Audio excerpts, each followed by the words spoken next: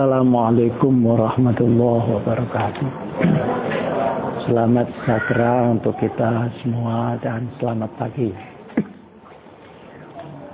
I would like to speak Indonesian because a lot of audience is Indonesian.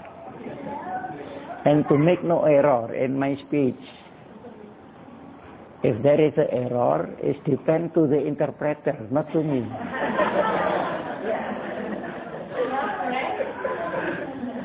Especially for the deep meaning or the special terminology and also the meaning of the essence of my speech.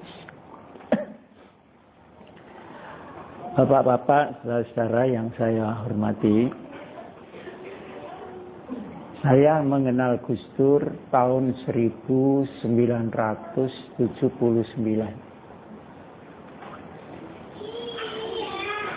dan terus bersama beliau sampai dengan 1999. Jadi 20 tahun penuh saya mendampingi beliau dan menjadi juru bicara pemikiran beliau yang sulit-sulit itu. Dan ketika tahun 1979 beliau baru datang dari luar negeri, kemudian ketemu di Muktamar NU di Semarang. Saya sudah ketua cabang NU dari Malang. Beliau belum masuk NU. Jadi NU-nya saya lebih dulu dari NU-nya Gus Dur. Nah, mulai itu terus saya bersama beliau sampai 79 ketika beliau jadi presiden. Dan setelah jadi presiden, ada pembagian kerja. Beliau yang memimpin politik dan saya yang memimpin Nahdlatul Ulama. Yang saya tahu dari Gus Dur ini berbeda dengan yang lain di dalam membawakan agama. Baik di dalam NU, di dalam umat Islam, di dalam Indonesia, dan di dunia. Beliau lebih mementingkan pendekatan yang filosofis. Jadi makna dari agama itu tidak sekedar teks agama. Yang kedua, pendekatan etis, di mana agama ditampilkan sebagai kesopanan universal. Yang ketiga, beliau membawa agama secara humanis. Sehingga agama harus wujud di dalam sebuah persaudaraan kemanusiaan yang utuh. Nah, ketiga pendekatan ini mengalahkan pendekatan legal formal di dalam agama.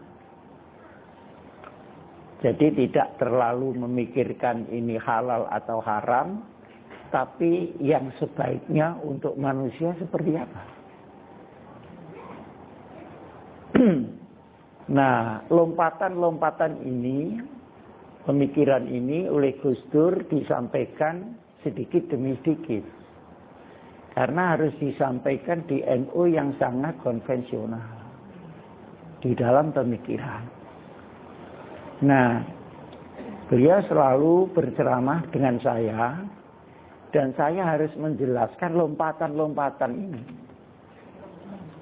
Jadi ketika beliau mengajar agama Islam di gereja, itu ribut kiai-kiai, dan yang dimarahi itu saya. Kamu dekat dengan Gus Dur kok tidak ngomong? Masa khutbah di gereja? Oh, gitu. Marah itu semua. Saya tanya sama Gus Dur, Gus, sampean dimarahi sama kiai-kiai.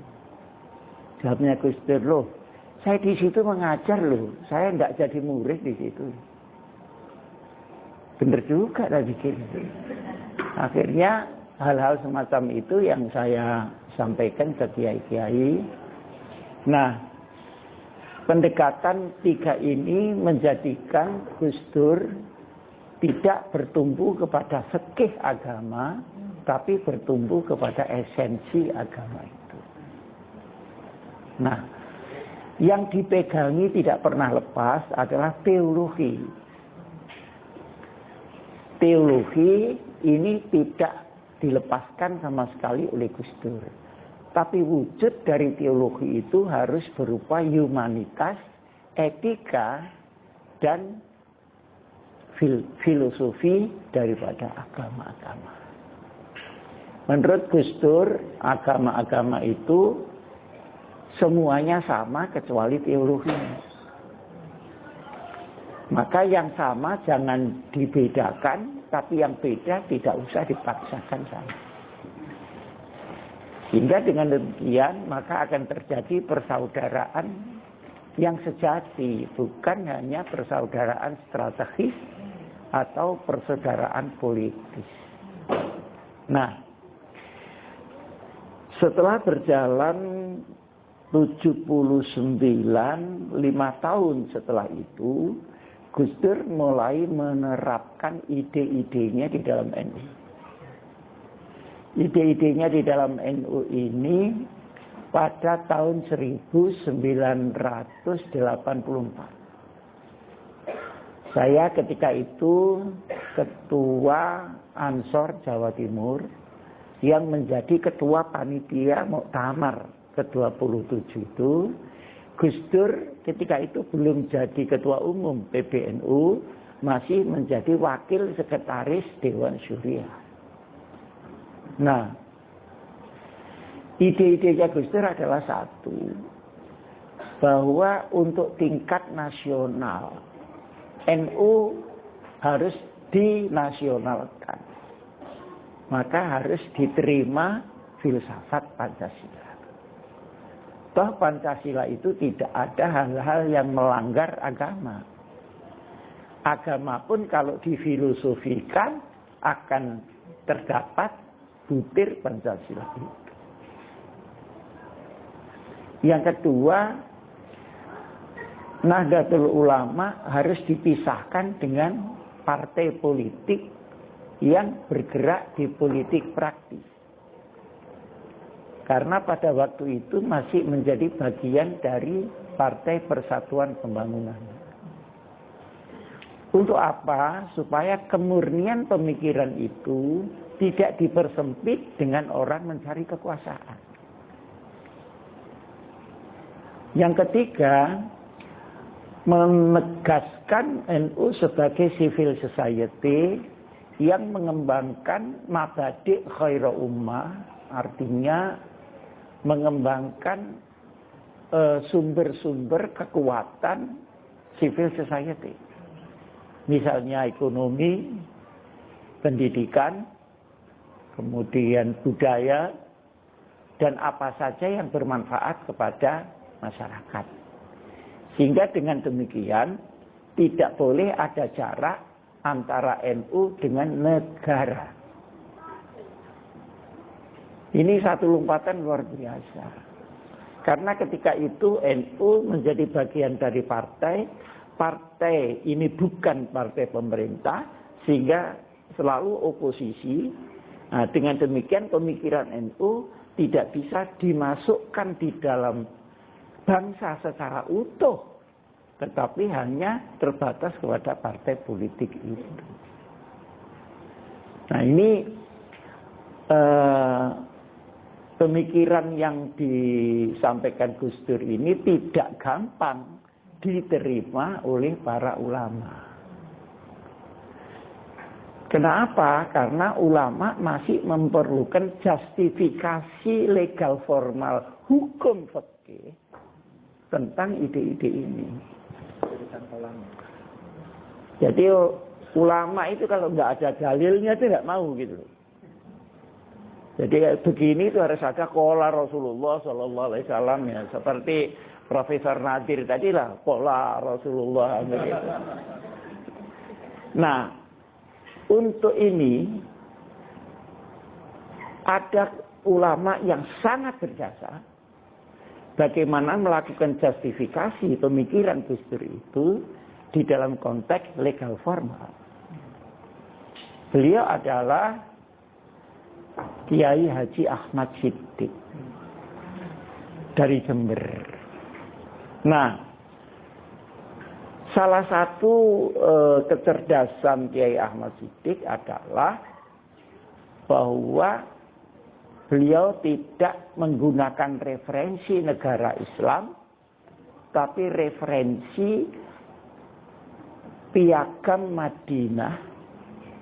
Madinah Charter pada waktu tahun kedua Hijrah Rasulullah sendiri yang membuat referendum kota Madinah itu.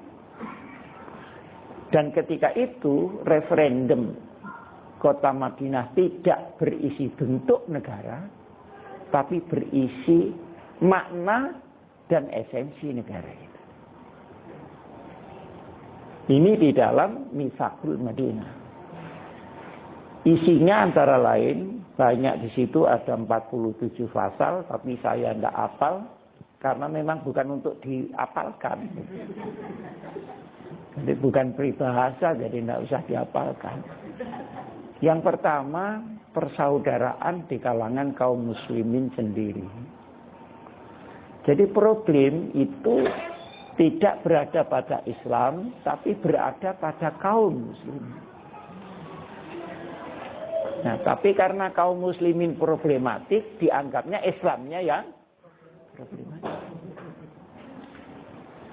Karena di orang Islam ada Habib Rizik, nah misalnya, maka dikiranya Islam itu semua seperti Habib Rizik. Padahal problem Islam itu tidak pada ajaran. Pada serapan ajaran itu dari umatnya sendiri. Yang kedua, persaudaraan lintas agama. Ini dibakukan oleh Rasulullah. Bagaimana hubungannya dengan Kristen, Katolik, Yahudi, dan agama-agama lokal. Sekalipun di situ ada mereka minoritas. Nah, caranya adalah bahwa untuk urusan ideologi, urusan transendental, masing-masing pada pendiriannya sendiri tidak usah dicampuri. Tapi pada pembangunan sosial harus dilakukan bersama-sama. Pembangunan prasarana, pembangunan keamanan, pembangunan gedung-gedung, pembangunan teknologi, itu tidak peduli Islam atau Kristen. Karena menurut penjelasan di Madinah Charter itu, Tuhan memberikan kerahmatan itu untuk semua hambanya, tidak peduli agama apa saja. Misalnya begini, orang Kristen sekolah dokter, ya jadi dokter. Tapi orang NU tidak sekolah dokter, ya jadi dukun.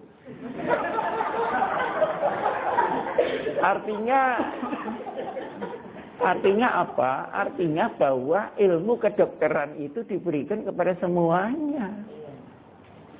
Nah, kalau diberikan oleh Yang Maha Kuasa semuanya, ada apa kita membatasi? Sesuatu yang tidak logis. Nah, tetapi hal-hal yang memang beda, ya biar beda. Jadilah la ilaha illallah, ya sudah itu. Anda menggunakan yang lain, ya monggo. Tetapi dalam konteks civil society, dia membangun bersama-sama. Itu yang menentukan itu Nabi Muhammad loh, bukan Muhammad belakangan ini. Berarti kan autentik itu. Itu autentik. Nah, kemudian hak-hak sipil diberikan kepada non-muslim penuh. Hak perlindungan, hak kesehatan, hak intelektual, kehormatan, hak warga negaranya. Misalnya kalau bahasa sekarang KTP-nya. Tidak ada masalah. Satu yang tidak boleh adalah merusak tata nilai daripada Islam itu sendiri. Dan untuk hukum diperlakukan sama. Kalau orang non-muslim bersalah di negara itu, maka dia dihukum sama dengan kalau orang muslim berbuat salah. Saya juga heran, kenapa orang Islam gampang membunuh? Karena di negara yang Islam pun membunuh itu dia harus dihukum mati. Seandainya agama itu jalan. Sehingga Rasulullah menyampaikan semua harus sama di depan hukum. Sekalipun anak saya. Sekalipun anak saya melanggar, dia harus dihukum. Nah, ini bedanya dengan di negeri kita. Siapa saja boleh dihukum, kecuali anak saya. Nah, ini ada waktu masih ya? Takut,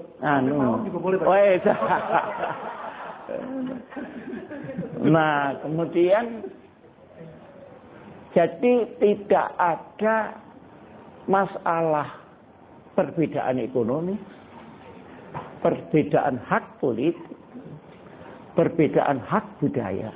Ini yang diperjuangkan Gus Dur.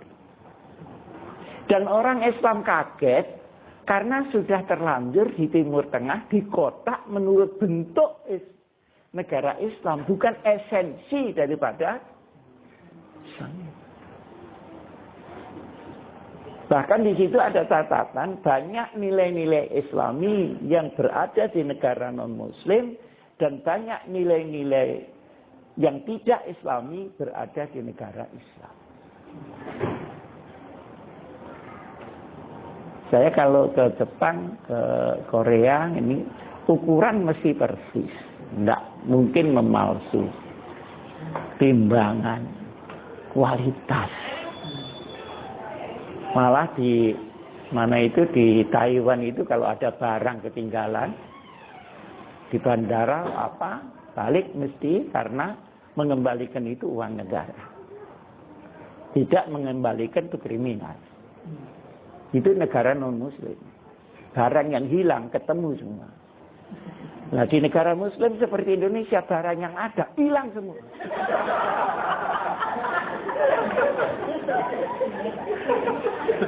Saya ini selingan aja. Saya pernah diberitahu oleh ketua KPK. Pak Kiai itu di belakang gedung KPK itu ada gudang khusus untuk harta koruptor yang dirampas. Loh itu lebih korupsi lagi.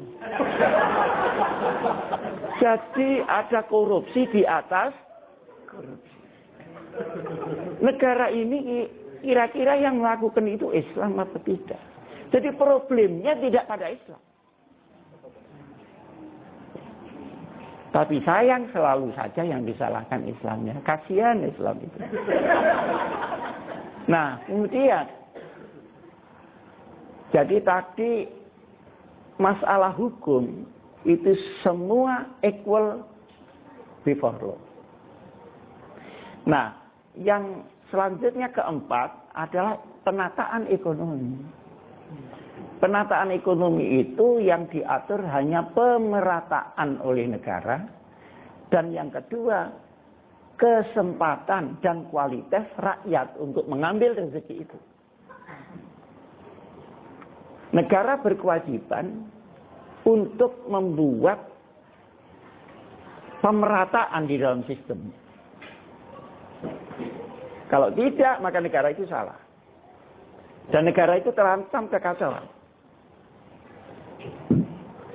Pemerataan untuk sektor-sektor penting, misalnya soal keamanan, soal agama, soal kemiskinan, dan sebagainya, hak-hak sipil, dan sebagainya itu merata, tapi tidak sama.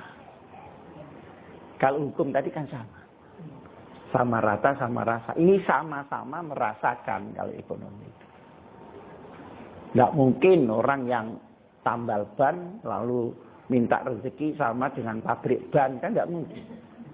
Kecuali orang stres. Tetapi dia harus punya kesempatan yang sama untuk mencari rezeki. Halal, thayyib. Thayyib itu artinya cocok. Berkah artinya rezeki itu mengakibatkan keluhuran manusia, bukan mengakibatkan kemerosotan manusia. Ya itu saja. Selebihnya mau dikasih nama apa silakan. Tapi pokoknya ini rata. Nah, sekarang yang kita lihat adalah sentralisasi ekonomi, kapitalisasi ekonomi, atau orang tidak boleh berekonomi sama sekali. Sehingga sebetulnya Islam tidak menentukan nama daripada sebuah sistem ekonomi, tapi dia merata atau tidak merata. Yang paling menarik adalah yang kelima, adat istiadat, budaya, suku ini dipersilahkan berkembang selama tidak bertentangan dengan ideologi. Jadi tidak benar kalau Islam tidak bisa memasuki daerah budaya. Jadi kita bisa berbudaya apapun asal dia dalam kerangkanya. Karena ada budaya yang merontokkan martabat manusia. Saya sendiri secara pribadi mungkin berbeda dengan bapak-bapak. Saya seperti LGBT itu saya tidak setuju. Kok laki-laki mau kawin dengan laki-laki itu mau apa dia? Dia itu mau kawin apa mau olahraga?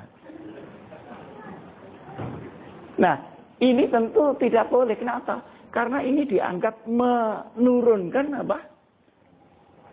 Martabat itu sendiri. Jadi tidak ada sesuatu yang baik dilarang agama, itu tidak ada.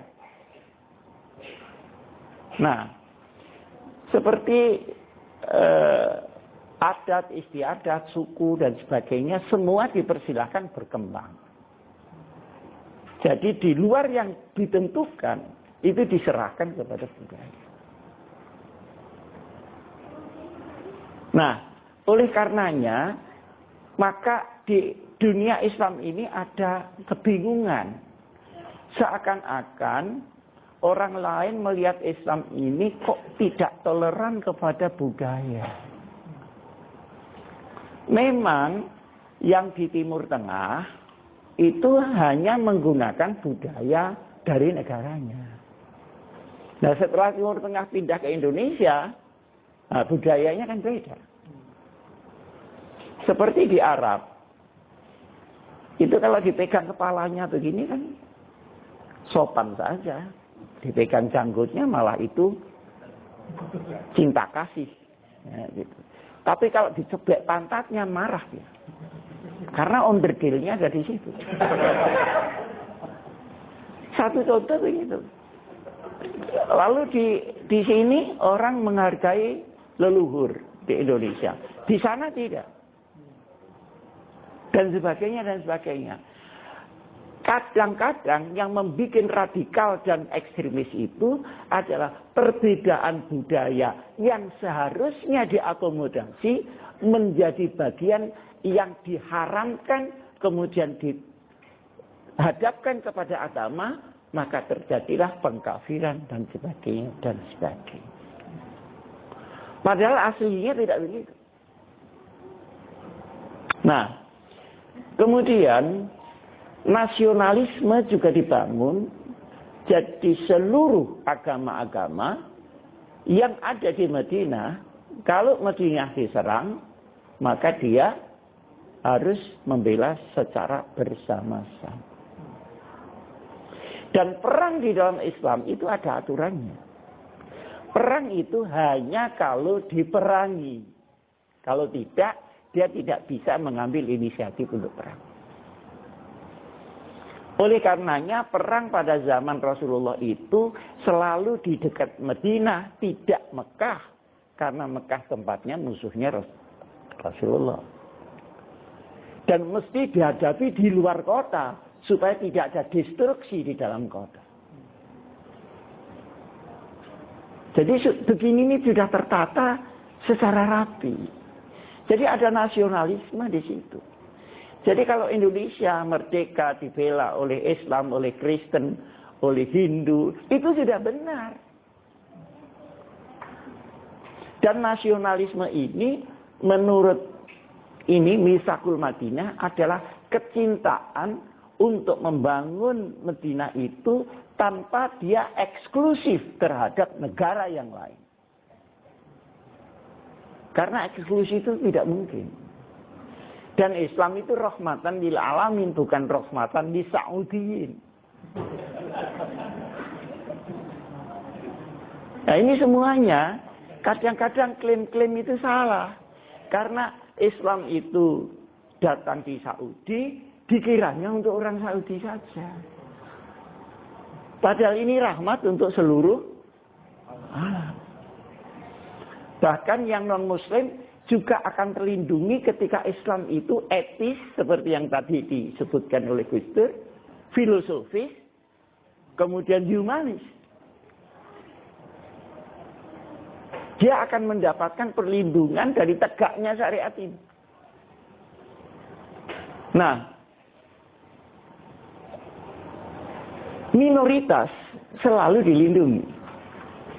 Nah ini juga Gus Dur di mana-mana minoritas. Tapi minoritas ini yang dimaksud orang yang lemah karena jumlahnya sedikit.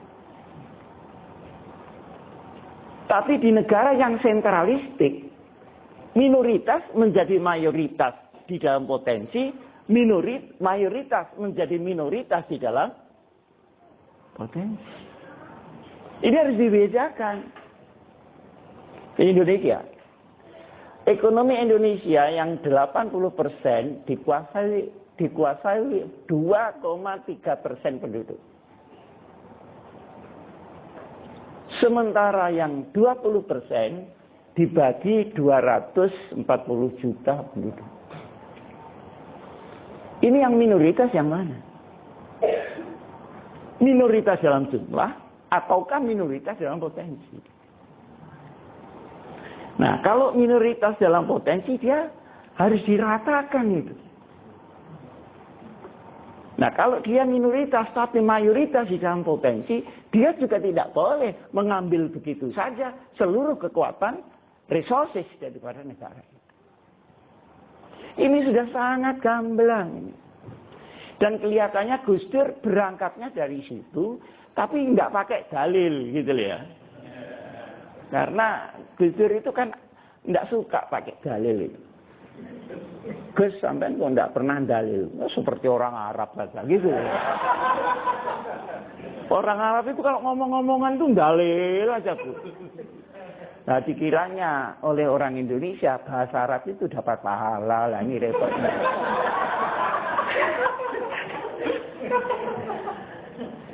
Tidak pernah dalil karena yang diomongkan itulah dalil.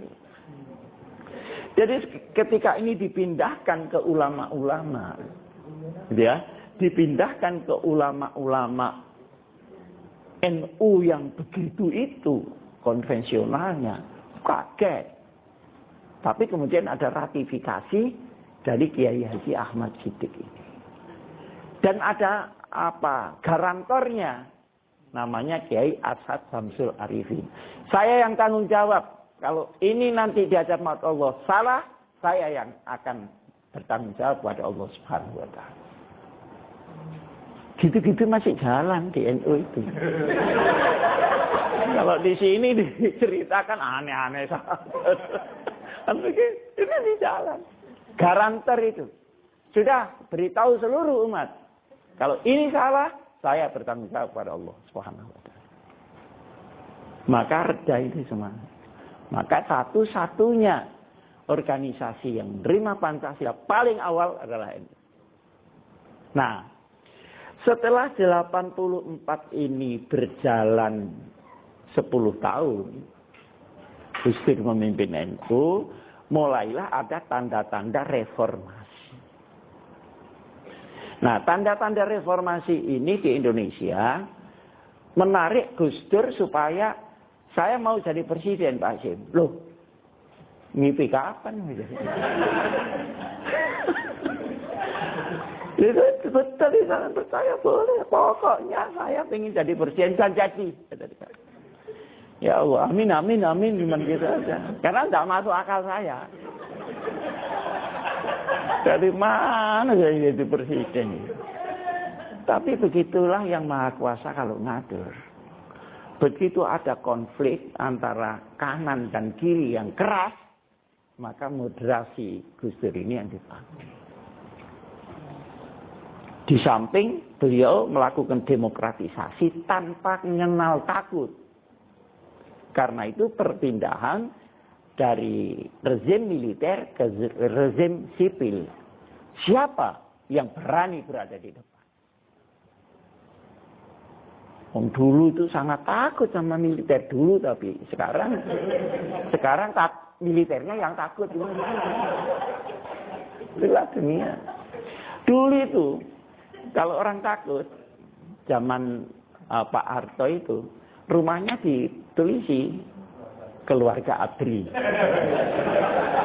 Bener enggak? Nah, kalau iya stiker, kalau enggak ada keluarga ABRI ya paling tidak tetangga ABRI. Tetangga jenderal. Tapi demikianlah dunia ini berputar. Sekarang selama 16 tahun posisi militer ini belum dioptimalkan fungsinya. Itu juga masalah nanti di belakang hari. Jadi perlu ada proporsionalisasi potensi-potensi yang ada di sebuah negara. Nah, akhirnya jadi presiden. Nah, setelah jadi presiden, saya itu tanya, Gus, untuk apa bikin partai? Kan tempo hari kita sepakat 84 khitoh keluar dari partai. Lalu sekarang kok mau bikin gimana? Gini Pak Sim, jangan rame-rame. Ini negara ini mau kalah ini. Akan diganti reformasi yang sipil dan itu pilarnya nanti partai. Nah, kalau kita tidak ada di situ, kita tidak terwakili. Nah, terus bagaimana hubungannya dengan kita? Ya sendiri-sendiri. Yang partai boleh orang NU, tapi pakai mindset partai. Yang di NU tetap pakai mindset NU tadi. Benar itu, saya bilang itu. Iya. Nah, sekarang gini aja. Gus Dur milih mana? Ini, Pak Sim, saya akan mimpin partai karena saya mau jadi presiden. Lalu saya bagian apa? NU saja sampai ini. Maka akhirnya janjian. Ya sudah, saya tidak akan masuk jadi pengurus PKB. Tapi sampean juga tidak usah masuk jadi pengurus NU. Salaman. Nah, mulai itu karena beliau jadi presiden yang ngerubung kan banyak. Ini sudah ganti orang sudah. Saya sudah lillahi ta'ala aja. Jarang-jarang ketemu sudah. Gitu. Karena kalau ketemu Gus Dur ketika itu sudah tidak ngomong NU, nggak ngomong PKB, ngomong proyek aja di mana-mana. Sebagai mestinya seorang penguasa. Nah, jadi posisi NU ini banyak sekali yang dibangun oleh Gus Dur. Tapi tidak semua. Ketika Gus Dur akan jadi presiden, beliau tidak hanya mempunyai pemikiran, tapi mempunyai strategi untuk jadi presiden itu. Nah, seorang yang ingin jadi presiden, dia harus mempunyai jaringan internasional yang luar biasa kuatnya.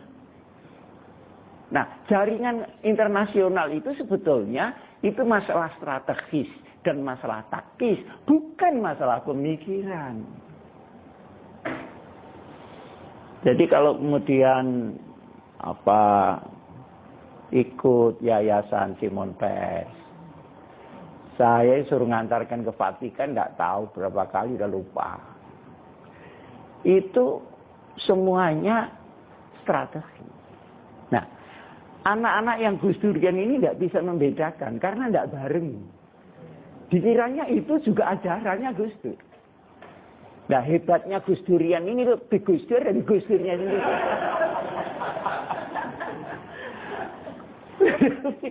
Nah, yang itu mainan aja Mas ya, gini, mainan aja.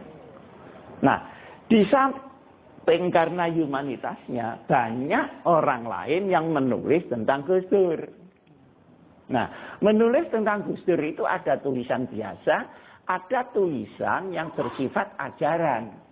Lalu tulisan orang lain itu yang belum tentu cocok dengan pemikiran Gus Dur dianggap inilah Gus Dur, inilah Islam yang benar. Padahal ditulis oleh orang yang belum mengerti Islam. Nah, ini semua harus dipilah kan gitu. Harus dipilah. Tetapi yang terang, humanitas, filosofis, etis, ini menjadi pijakan Gus Dur melebihi pemikiran legal formal. Misalnya contohnya gini, Pak Sim, orang zakat itu kan maksudnya kan semua biar dapat rezeki lumayan. Ya. Nah kalau semua sudah dapat lumayan, masa perlu zakat lagi? Kan jarang orang berpikir begitu. Dan sekarang ini orang ribut zakat tapi miskin semua. Sehingga waktu ada seminar tentang zakat, yang datang itu penerima zakat semua. Mustahik semua, tidak ada muzakinya. Nah kan lebih baik loncat ke sana daripada kita itu tentang formulasi. Nah ini benar, kalau ini memang pemikiran Gus Dur. Misalnya politik yang penting kan amanat. Perkara nama, perkara ini, perkara itu kan soal lain. Kenapa bisa kita rebut dengan orang lain hanya karena format-format. Nah, ini ada beberapa hal yang saya catat tentang Gus Dur ini. Kemudian Gus Dur tahun 99 jadi presiden, tapi kemudian karena Gus Dur mempunyai prinsip, ya seperti di NU tadi itu, mempunyai prinsip yang tidak gampang diterima oleh pemikiran para politisi, maka jadi problem di situ. Nah kalau di NU ini sungkan sama Gus Dur, karena Gus Dur itu cucunya pendiri NU. Bareng di politik ini tidak ada sungkannya sama Gus Dur. Karena ini masalah kekuasaan. Maka terjadilah pemakzulan itu tadi. Nah, di samping ada ada penjerumusan ya. Sehingga beliau mengeluarkan dekrit. Nah, justru karena dekrit itu lalu jadi alasan untuk jatuh. Nah, sehingga disinilah pentingnya seorang pemimpin itu pada lingkungan. Siapa yang membantunya. Karena jatuh atau martabat pemimpin itu mesti akan bermula dari pembantu dekatnya. Tidak mungkin orang jauh akan menjerumuskan, kan tidak nyampe tangannya. Kan yang dekat-dekat ini. Yang sulit dibedakan mana ngerangkul dan mana meeting. Kalau di sing seti kan meeting. Nah, kemudian ganti reformasi. Ganti reformasi itu yang menjadi problem sekaligus juga prestasi adalah amandemen. Amandemen ini ada dua alternatif ketika itu. Indonesia ini milih mana? Demokrasi apa welfare? Kalau Malaysia, Singapura memilih welfare.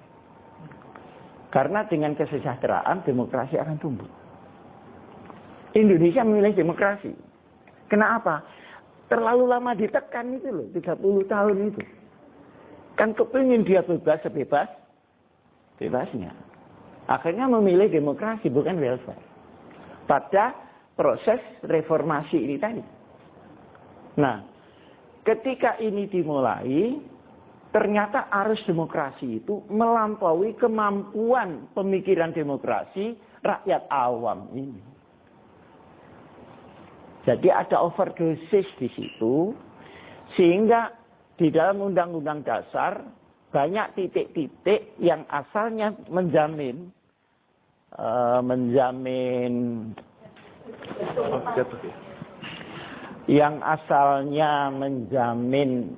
kemerataan, menjamin kontrol dan sebagainya menjadi hilang. Gampangnya, kalau zaman Pak Harto itu ruangan Indonesia terlalu pengap karena semuanya tertutup. Nah, reformasi semuanya dibuka jendela sehingga masuk angin. Angin dari luar yang datang secara komprehensif tidak cukup kuat diterima oleh perkembangan Indonesia yang masih di dalam underdeveloped countries. Nah, disinilah maka di bawah Undang-Undang Dasar yang misalnya pasal 33 tentang ekonomi, tentang ini bocor, banyak yang bocor, maka pada tingkat undang-undang kebocoran itu menjadi meluas. Pada tingkat aturan perundangan yang lebih bawah lagi, dia akan menjadi meluas lagi. Belum lagi kebiasaan penyelenggara negara yang kadang-kadang karena putarannya terlalu pendek, maka dia akan memanfaatkan waktu pendek itu untuk mengembalikan ongkos-ongkos ketika dia mau menjabat atau untuk menjabat kembali. Maka produktivitas ini menjadi milik pengusaha, bukan milik negara. Nah, ini semua problem. Sehingga karena ini sudah berjalan selama 16 tahun, TNI juga belum optimal difungsikan, lebih banyak diberikan kepada polisi, kemudian partai-partai, itu rekrutmennya juga tidak ada standarisasi. Padahal mereka lah yang mengisi parlemen. Parlemen itu pekerjaannya menguji orang, padahal dia sendiri masuk tidak pakai ujian. Fit and proper test terus kerjaannya, tapi dia sendiri tidak pernah masuk dengan fit and proper test. Proses masuknya cukup dengan manuver-manuver dan sebagainya, bukan pada standarisasi loyalitas, ideologi dan sebagainya. Nah, ini kemudian terjadilah hal-hal seperti sekarang ini. Nah, karena terjadi seperti sekarang ini, banyak yang menginginkan kembali ke Undang-Undang Dasar 45 supaya united itu bisa dibentuk dalam diversity. Sekarang itu diversity in diversity. Bukan united of diversity. Jadi bineka-bineka, jika lagi bineka tunggal ika. Padahal yang sulit kan tunggal ikanya ini. Dalam format apa tunggal ika bisa disatukan?